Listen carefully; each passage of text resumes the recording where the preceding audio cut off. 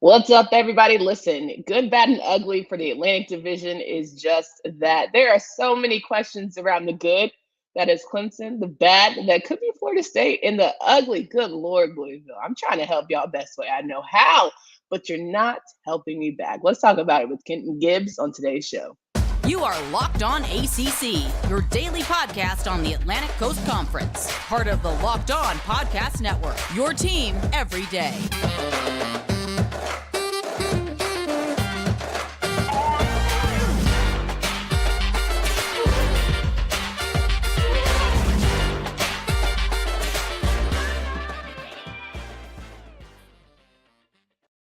What's going on, everybody? Welcome to today's edition of Locked On ACC. I'm your host, Candace Cooper, joined by Kenton Gibbs of Locked On Wolfpack as we are going over good, bad, and ugly Mondays from the Atlantic Division side. And, of course, Tuesdays, we talk about the Coastal, so do not fret. Coastal friends, you will get your time. Today's episode is brought to you by LinkedIn. LinkedIn gives you the opportunity to learn more about getting jobs for faster and for free. So if you got a LinkedIn job that you would like to post, you know where to go. LinkedIn.com/lockedoncollege using that promo code. Kenton, how you feeling? It's a very dreary, lowly looking Monday morning here in Raleigh, but it's all right. We're gonna power through and we're gonna beat up Mondays like we always try to. You know, we always try. You got to come to the fight. That's half the battle. It's just getting up, doing the fight, doing what you know how to do. And then from there, you give your best, the good old college try, as they say. And of course, every Monday we have good, bad, and ugly here with Kenton Gibbs. And we talk about the Atlantic Division teams and what went well, what went wrong, and what was just practically terrible. So let's start with the good. Let's be clear about it here. As much flack as DJU has gotten all year and a half, we can say, he showed up this season. I think he's put a lot of questions to bed from that Cade Klubnik, could he be the starter come October conversation went around. I think everyone's been silenced on that. And I would sit here and say Clemson is probably, not even probably, the most complete team in the ACC. I would definitely agree. I would definitely agree. Nobody has put it together on both sides of the ball the way that they have. Regardless of how you feel like it's gotten done in terms of who's doing what or who's messing up in order to get them there. If you watched that NC State and Clemson game, you saw that one of the things I said on Locked On Wolfpack was that you cannot allow DJ and this offense to get confident early because then they'll get to rolling, and that's a different situation than what you would prefer. We saw it against Georgia Tech. If you don't let him get confidence on the first drive or two, it's a different scenario. And what did NC State do? A face mask early in the game to give them additional 15 yards. Well, a running into the kicker coming after a punt on 4th and 4 is surely a choice. I don't think it's a good one, but I think it's a choice that was made there. Doing things along those lines. And a busted coverage on I want to say it was a flat route to Ngata. Doing things like that, you're going to make it easy for Clemson to be the most complete team in the conference, which NC State did, and that was very disappointing to me. But again, you can't argue with Clemson what they did without Brian Bresee. I said that this defensive line was injured, and they hadn't exactly looked like they looked in the past and all that. And they said, "Oh, you said what about us, Ken? We didn't look like what now? Don't worry about it, buddy. I'll show you exactly what we look like." And in that second half, they beat up on Belton and that NC State offensive line so bad. Even our All-American center, Grant Gibson, was seeing ghosts out there and snapping the ball when he shouldn't have snapped it and having all types of snapping fractions, which was just a lovely time. So, Clemson, you can't argue it. You can't really say too much about what this team is or isn't at this point because they're undefeated. They beat the team that everybody said was the second best in the conference by handily. So, props to them. They were very good on Saturday. Yeah, and if you missed it, the 30-20 victory for the Clemson Tigers beat out against NC State in Death Valley. DJ was 21 for 30. Again, the first drive pretty much set the tone, and there was opportunities for NC State to get back in the game, but unfortunately they missed out. But it's they're 4-1 on the season. It's not something you hang your head too low about. There's still opportunities. There's still a lot of season left, and anything can happen. I mean, Syracuse, God knows, can mess around and be the other 5-0 team here, and they're having a good year. I think for everyone who's given me personally flack about going hard for Dino, I want an apology. I want it now. I want it in cash because I said Dino was a guy and I was always rooting for him. Everyone said, no, it's time to go. If there was ever a coach of the year candidate who deserves it more, who doesn't, what am I trying to say? Who deserves it more? It's Dino Babers. You know what I'm trying to say. Y'all figure it out. There hasn't been a coach of your candidate who deserves it more than Dino this year. Thank you. I appreciate you. That's Mondays are hard. Mondays are hard. Mondays are hard. You beat Wagner. You couldn't even get a line out there for you because you just knew you were going to mollywop them. Syracuse is 5-0, second team in the Atlantic Division, just like we planned it, Kenton. Just like we planned it. I mean, when you looked at Syracuse's schedule early, we all thought that Louisville would be better. And other than Louisville, we pretty much would see Syracuse winning a good chunk of these games. I think Purdue was the other one where you were like, what's going on here? But Purdue absolutely wet the bed. They scored a touchdown late and said, hey, y'all, let's give them 30 yards of penalties immediately after this touchdown. Let's kick the ball off from our own 10-yard line because it's what we want to do.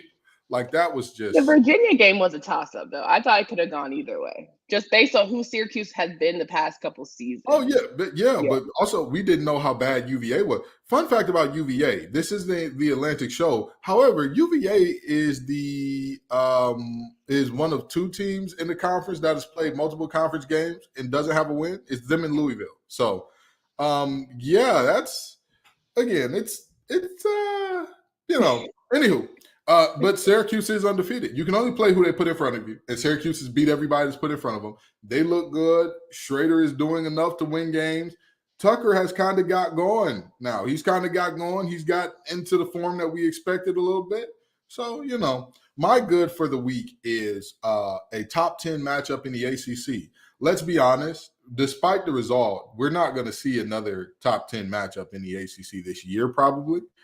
So with that in mind, having College Game Day there, having the primetime ABC slot, having a situation where, this is a game that brings a little bit of marquee to the conference. Because I have said this for years, Clemson being landslide a light year ahead of everybody else was bad for the conference, because that means not just that Clemson is really good, but that no other team is approaching.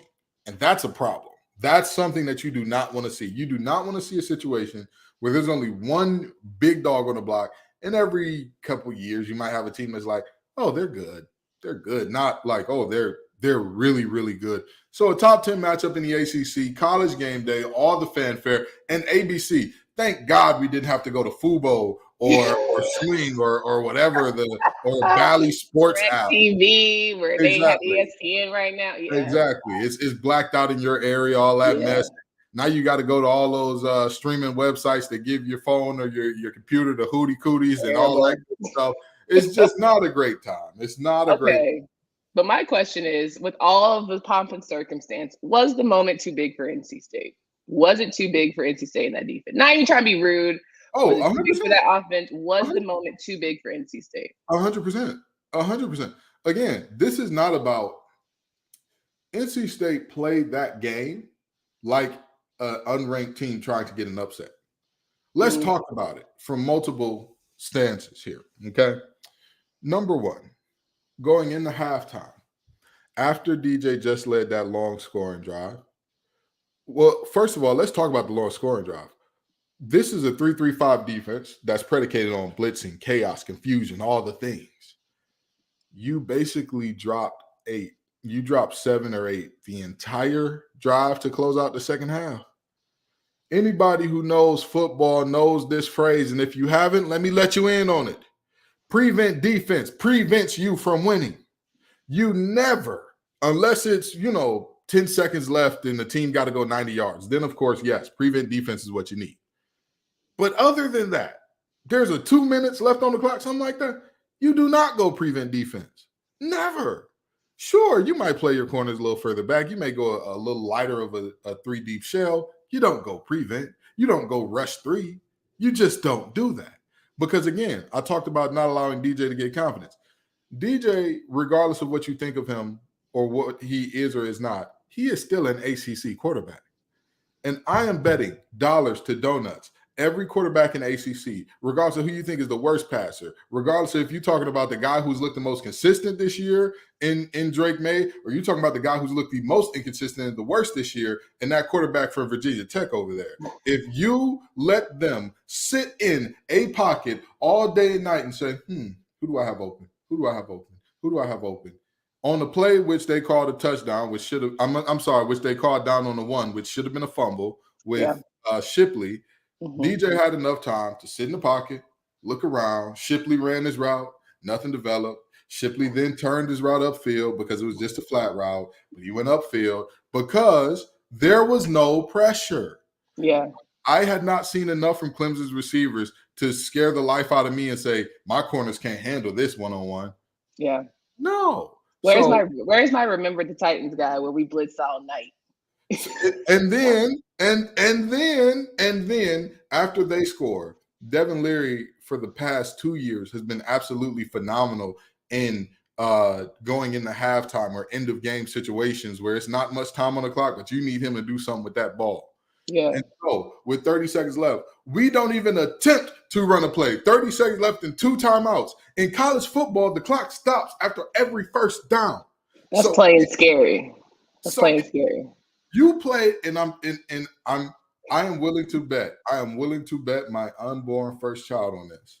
Somebody in that Clemson locker room, I don't know if it was Dabo, I don't know if it was the defensive coordinator, I don't know if it was the defensive line coach. Somebody went up to that defensive line, went up to that defense and said, they don't believe they belong here. They are happy to just be in the game. They are happy that this game is close, even though they're down. You want to know how I know that? Because they didn't try squat when they had tons of time and 2 timeouts that they weren't going to save, you don't stack timeouts. You don't get 5 in the second half because you kept 2. They didn't try nothing. They're terrified of you. And what happened, and I'm telling you, you know how I know this was said to that defensive line? Because they came out with their best 3 rushes of the game. Henry and company came out with their best 3 rushes of the game out of halftime. Yeah.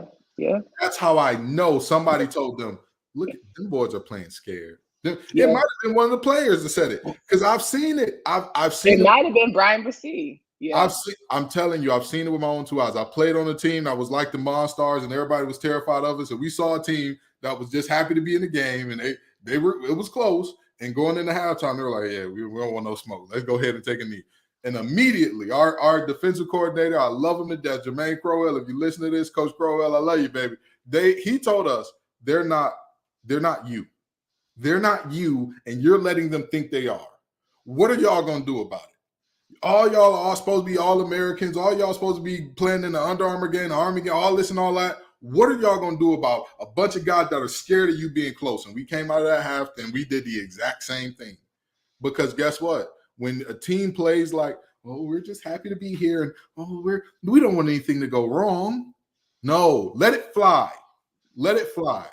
Yeah, 100%. I agree. I think that it just was overwhelming, and it looked overwhelming for NC State, a team that we've all hyped up to be this, second in command, potentially taking over the top spot. We didn't want last year's game to look like a fluke, and it just did not come to pass. But these days, every new potential hire can feel like a high stakes wager for your small business. You want 100% certain that you have access to the best qualified candidates available. That's why you have to check out LinkedIn Jobs. LinkedIn Jobs helps you find the right people for your team faster and for free. LinkedIn Jobs will not only help you find them faster, but that's because everyone in the world is using LinkedIn right now, and we want to make sure you have the opportunity to go to linkedin.com/lockedoncollege. That's linkedin.com/lockedoncollege. Terms and conditions to apply. We're rocking and rolling here with Kenton Gibbs of Locked On Wolfpack, talking about good, bad, and ugly here from the Atlantic Division. Good being Clemson, and I would also leave a squeak in here that Wake Forest looked good, a bounce back after losing against Clemson, and the fact that 2 top 10 teams were playing each other on ABC for the ACC. Always good when you're talking about that realignment talk that we had over the summer. Now, let's talk about the bad. Listen, Florida State undefeated. we're sitting here telling me that this is the team that everyone needs to start looking scary about. LSU game was not a fluke, right? They were coming in. They've had some really dominant performances. They're bouncing back. They beat Louisville when they had everybody getting hurt, knocked off left and right. And now you come in and face at home a really good Wake Forest team. This was your time. Wake Forest defense, Florida State's defense kind of blew it. Oh, absolutely. Absolutely. That's, Florida State's defense looked very undisciplined, which is something that we've seen from Florida State in the past to some extent. There were situations where that long mesh and RPO got players out of position, but that's what it's designed to do. So it's incumbent upon you as a defense to know that this is coming. At the end of the day, I'm tired of people talking about how hard the long mesh is to defend, because at the end of the day, it's coming. It's coming. It is what it is. What are you going to do about it? What are you going to do to stop it? That's the question. Yeah, and listen, I also think that so many people cry about Wake Forest's pass interference calls and whether they get them or not, and they know how to play it well. The coaches teach them how to, pretty much get in the defender's face and make sure that they get that call in the end. But they don't pay the men in the stripes. You know what I'm saying? If you know this is how this is going to go, you watch enough film on A.T. Perry, you watch enough film on Donovan Green, not as much as A.T. Perry, but you're still watching the film. You know how it's going to go down. That's on y'all. That's on your coaching staff to prepare your guys for the day, right? That's on you to turn your head around, right? He can't. What can Wake Forest do to them? They're a perfect team, and they expect you to play perfect. You have to damn near play perfect to beat Wake Forest.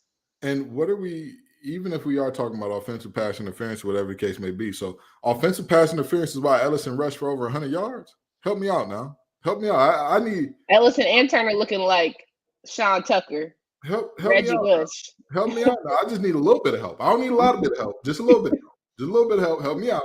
The reality is, at the end of the day, I have said all along that I haven't really believed in this Florida State team in the way that many around the country have and many in this conference have. I could be proven wrong coming this Saturday with them coming to Raleigh, and they could very well show NC State, hey, guys, you are not ready to be a top. This is a who's more pissed off about last week. This is definitely a who's more pissed off about their loss last week game. Who can back it up? And speaking of the one side of the ball letting the other down, my bad is Mr. Tim Beck, offensive coordinator of NC State. Come on down to the floor. Now, I want to just make a reference here because I hope that this resonates and lands with the fans. Candace, did you know that McDonald's has a proprietary trademark on the mac sauce and like how they cook their food and all that? Did you know they have like actual patents on some of the machines that they use in their process? Did you know that? I'm sure they do. I would not be surprised. Do you know why they do that? Because they don't want anybody else copying their recipes, copying the way that they do things in order to have success, right? Mm-hmm.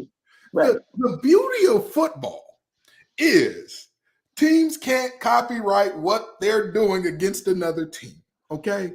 And Clemson's defense did not just look mortal. They didn't just look like, oh, this is a defense that like there's a chink here and there in the armor. Yeah. They looked atrocious against Wake Forest. Wake Forest showed everybody the recipe. They said, this is how we make our chicken sandwich, y'all. This is how you make a chicken sandwich against Clemson. This is what you do.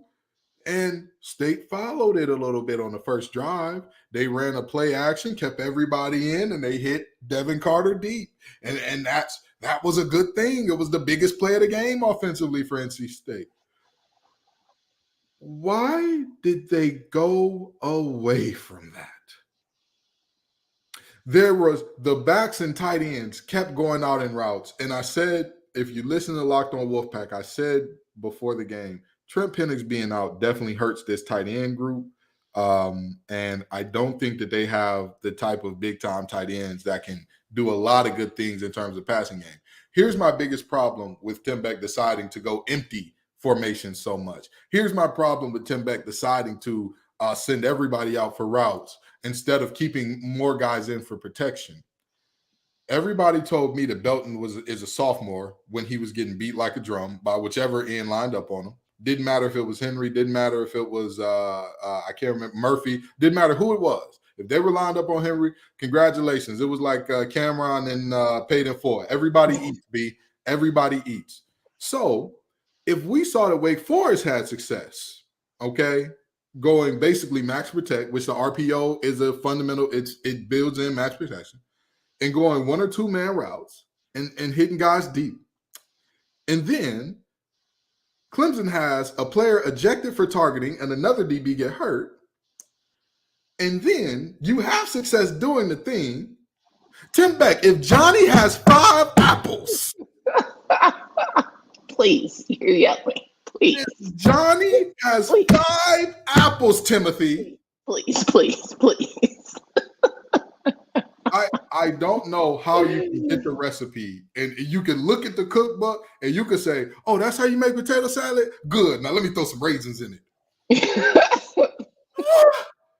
Somebody's listening right now like, wait, there's no raisins in potato salad? Listen, I have seen Clemson. I have played against a Clemson team that was flatly better than us. When they had Deshaun Watson, Mike Williams and company, they were flatly better than us.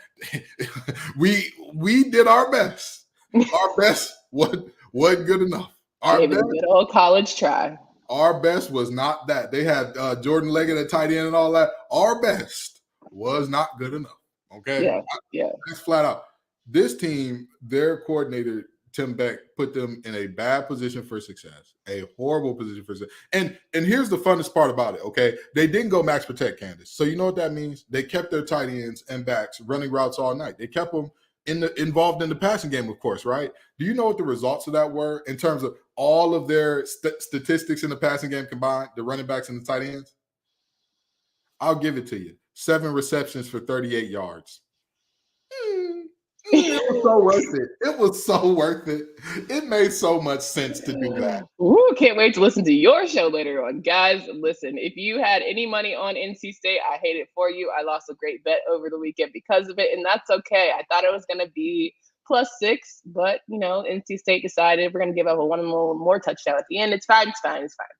BetOnline.net is your number one source for all of the football betting info this season. As always, it remains to be the sports wagering information, live betting, and up-to-minute scores for every sport out there. It's the fastest and easiest way to check in on all of your favorite games and events, including MLB, MMA, boxing, and golf. Head to BetOnline.net or use your mobile device to learn more. BetOnline is where the game starts. So rocking and rolling here with Kenton Gibbs of Locked on Wolfpack, who's clearly feeling the remnants of what happened on Saturday night's matchup against the Tigers. He is talking about his Wolfpack, clearly for all good, bad, and ugly. Well, we did talk about the good being the top 2 teams, but the bad and the ugly, hopefully it's not Tim Beck, but maybe you can find a positive.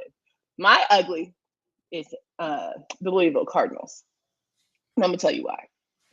34-33 against the Boston College Eagles. The Boston College Eagles, who lost 44-10 the week before to Florida State. The Boston College Eagles, who literally could not buy a touchdown, can't buy an O-line, can't buy a good defense. You have no reason. You were predicted to be a -13 team against these Eagles, and you couldn't figure out, you couldn't muster up a win? Satterfield, no, sir. No, not one ACC win yet. No, sir. It's time. We thought Jeff was out of here fast. Jeff Collins out of the Georgia Tech Yellow Jackets, whose team won, by the way. You, sir, you need to get them bags packing. And this is why my ugly for the week is the pickle that Scott Satterfield has put Louisville in. Is he quiet quitting? But here's the thing. He isn't. He's doing to me what is the hardest part of the job effectively. To me, the hard part of college football, coaching college football, isn't the X's and O's. It's recruiting. That's the hard part. But he's doing great at that. That's why I say he can't be quiet quitting, because he has some of the best players in the nation agreeing to come play for Louisville. I don't know what they got going on, who's paying out, if it's the KFC family, if it's the Papa John's family. I don't know if they got John Shatner out there that's not drunk no more. He ain't, never mind. We ain't going to go on that right now. But long story short, I don't know what they have offered these players to get them to come to Louisville, Kentucky. Don't get me wrong. I love Louisville. It reminds me a lot of home. It's a cool place to be. Now, with that being said, wow. We are not going to disrespect Louisville. It's a wonderful city. Louisville is a wonderful city. Okay, whatever. I'm going to tell What's enticing? Very serious. What's enticing about Louisville? Be clear. What is it? Okay, first of all, their campus is pretty dope. So let's start Okay. there. Is it bricks like NC State? No, I don't think their campus is like filled with bricks like NC State, but their campus is just really nice, and all their athletic facilities are all within like a very close radius of each other, and they're all state of the art. They're all really nice. They all have really nice stadiums and arenas and all that good stuff. I mean, All that money you're pouring into facilities can't find a win. But I don't know. But that's why this is my ugly, because I am Scott Satterfield. Yes, you would love to see him get the Jeff Collins treatment, but you can't. You can't. If you're Louisville, this recruiting class that you have coming in is one of the best in program history. Not just like the best in ACC. This is one of the best in program history. So you can't let him go, despite how poorly he's doing at the X's and O's. No, sir. You can't keep him. Okay, well, if you let him go, please know that all those 5 stars that agreed, all those 4 stars, the number 1 running back in the nation, goodbye, dust. But what if it just depends on who you get next? I'm sure they already have been telling these boys, like, just hold tight. You can't keep him. You can't keep him. Hold on. So let me let you know how recruiting works. Okay, you said I'm familiar. I'm familiar. Just hold time. I am an athlete, so don't play me. Okay. Well, I'm not. I'm okay. Let me not. Go ahead. Let me not talk to you then. Talk to the audience. So in the scenario that you just pitched, where they tell the boys, hold tight, he might not be here. Who's doing that? Because if you're talking about the court, you can't. I know you can't actually. You see what I'm saying? Like the AD is not calling up these players. Hey, look, man. The AD might not be here while you playing. But that's my point. That's my point. So who's gonna call up the player? The chancellor definitely ain't doing it. The president. They worried about them endowments. They worried about making sure that they don't have any academic integrity things going on. Here we go. Cardinal fans will not be held hostage to this recruiting class. Oop, they are not. NC State straight. I feel like 50 Cent. What did he say F me for? I didn't. What I didn't say. Wow.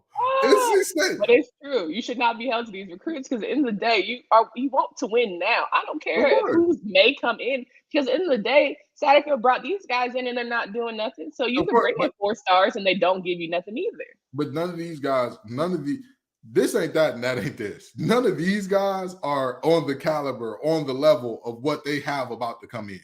Now listen, here's my problem with that though. Because you can have a 2-star that comes in and knocks your socks off. You could also have a 5-star that comes in and he doesn't develop because he's not coachable under whoever, is the position coach, yada, yada, yada. So at the end of the day, you can only play with who's in front of you. You can dream and stomp up and whoever's supposed to be the next coming of name your favorite athlete. But until you get there, we all just blowing smoke. So I think that it's a good time to go ahead and let him go. But I hope and really reassure these young kids that, we're still going to be a good program, but he's not the guy to do it. Because if you can't do it with these guys, you're not magically going to come in here and just make everything change. You lost to Boston College. Again, I am not. A team whose quarterback, they hate the quarterback. You literally preach on here how much the offensive line and damn near the whole team don't mess with boy. Field your COVID. Absolutely. And you mean to tell me they found a way to win? Again, you ought to be shamed. But hear me out, and this is why this is my ugly, because there is no winning in this situation for Louisville as a program. That's the point. That's too bad, so sad. Well, you know what? Here's the thing: you can let Satterfield. Listen, I'm not saying that it's impossible to let Satterfield go. That's a very real possibility. Would you let him go? Would I personally let him go? Come on, AD. Would you let him go? Ooh, if I got your job might be on the line. If I got to put on my AD ball cap, I'm gonna have this conversation with Scott Satterfield. I'm gonna look him dead in the eye, and I'm gonna say this: I don't care who you got coming in, with what you got going on, because at this point, if my job is on the line, I really will call up each of them 5 stars or 4 stars. I'll do it. Now listen. Malik Cunningham also went out with an undisclosed injury towards the end of the game. Now, if you don't have Malik, you can pack it in the mail. It really is gone. So that could be his saving grace now, because if you don't have Malik, you can make the excuse that you don't have all the okay. But they start off 0-3 with him, or start off 0-3 in conference with him. I'm just saying. I would. If I'm the AD, come on, AD Gibbs, what you got? I'm telling Scott, you at least need to get us to a bowl game at minimum. At minimum. This season? Absolutely.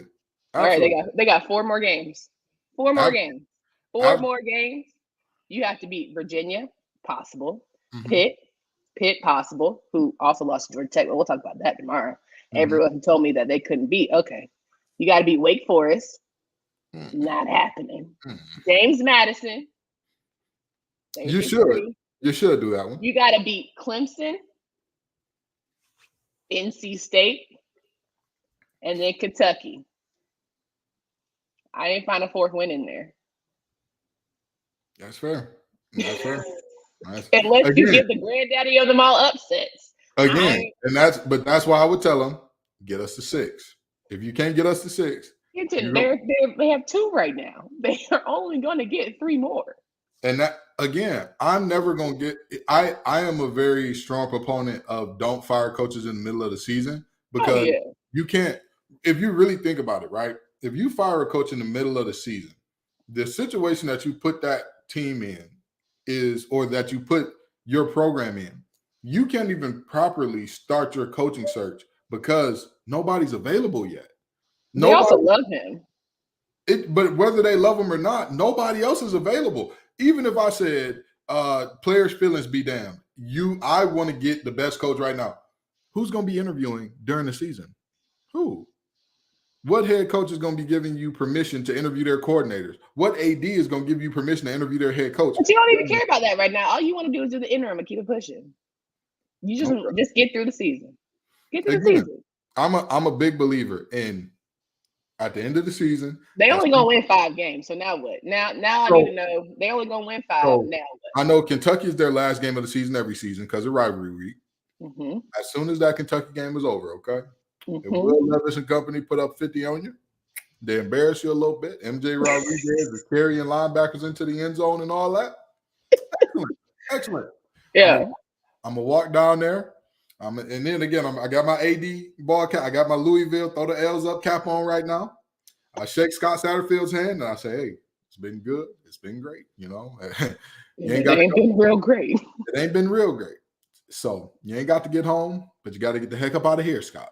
Go ahead to wherever you want to go. We'll go ahead and pay out your severance package or your buyout or whatever the case may be. But go on somewhere else now. Go somewhere else. Go have a wonderful career elsewhere because it ain't going to be here in Louisville. Now let's get this coaching search started the right way. You know, I know all the players going to be sad and crying and all that good stuff. Good. I'm glad that y'all are doing this during the offseason. All righty, coach. You know, we'll try to fill your spot before we get the offseason program started in terms of strength and conditioning. That way, you don't miss a beat. You don't skip a beat. That's right. You know, but it's someone say he's going back to Boone, so you never know because the Boone coach could get a new job while you're playing. Well, and there you go. Everything could work itself out because again, he could be going to Georgia Tech for all we know. Speculation. Again, if I'm that AD when he gets that 7th loss of the season, I'm just gonna shake his hand. Not if, but when, because it's coming. Come on. I mean, if, when, don't matter. Don't make me know. Never mind. That thing comes. Everyone else we've listed. That's embarrassing if Louisville beats you. Clemson, NC State. Come on, Wake Forest. Absolutely, but all of those teams we have seen wet the bed at one time or another. Every single one of them, except Clemson. They have not wet the bed yet. Clemson, sure, we haven't seen them wet the bed. Wake Forest defense can't stop a runny nose. NC State, they're very disjointed and fractured. It's just random moments of like, oh, we got the. Wake Forest had one bad game. Come on now. Defensively, they had one bad game. Okay. You know what? We're gonna run out this time because you're not about to talk about a team who knew how to bounce back. Your team, on the other hand, we could have a whole digestive. And I was getting on NC State when you got on. We heard you all show. You yelled at them all show. Tim Beck, I'm so sorry. We heard you yell at them all show. We are not apologizing to Tim Beck on this show. We are not apologizing to Tim Beck on this show. We are not doing that. Of all the people in the world who we would apologize to, oh my God, Dino Babers. I'll apologize to Jeff Collins for believing in him. I apologize to myself for believing in Jeff Collins, actually. Let me apologize to me. I apologize to that Georgia Tech team for believing that they let Jeff Collins down and not the other way around. But one person we are not going to apologize to on this show on a Monday is Timothy Beck. That is one that Okay, again, you started to give me yelling Stephen A. Smith. So on that note, where can folks find you, follow your work? You can find me wherever you're listening to or watching this podcast at Locked On Wolfpack. And you can find me on Twitter at LO_Wolfpack. Guys, come back tomorrow. Make sure you check out Coastal Conversations as we are going to get in what happened good, bad, and ugly there. Carolina figured out how to win Virginia Tech, my lord, and Georgia Tech. We can be excited about them too. For Candace Cooper and Kenton Gibbs, until next time.